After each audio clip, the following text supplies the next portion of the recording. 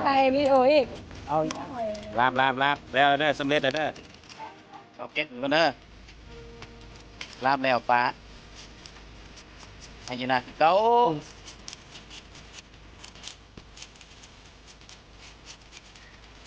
เจ้าลาบแล้วเนาะ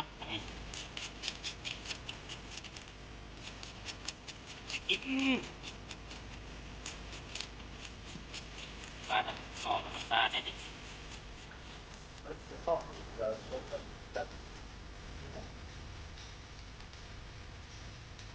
รีบเอาซีนก่อนนี่ไงรีบเอาซีนมาฟัก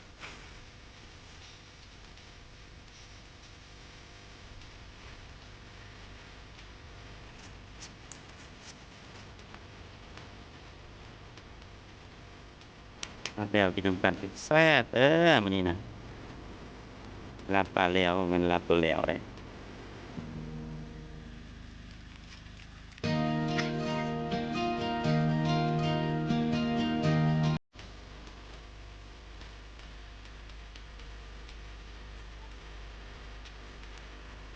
ตุกเล่าข้าวกับตุกมึงใหญ่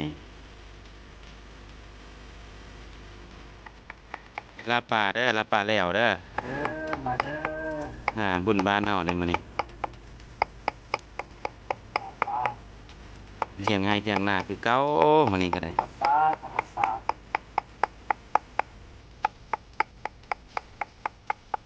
ไก่มาเด้อน้ำซัวปลายิบแซ่บเลย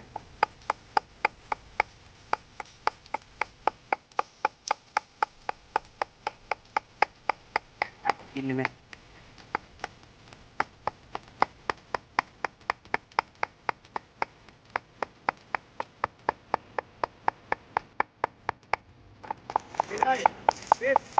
แล้วเขาโม่ใบเขามาให้ตรงนี้วะ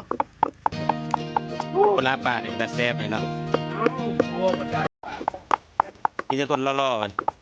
ยังโสดเด้อนี่เด้อสนใจติดต่อมาเด้อ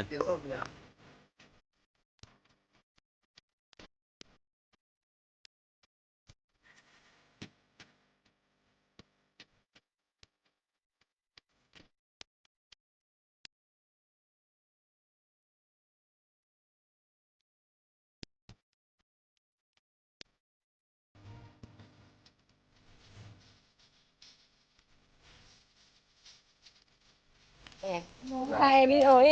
เอาลาบแล้วเด้อสำเร็จแล้วเด้อเอาแกงบวกใช่แกงอาดผมลาบเด้อเนาะแซ่บ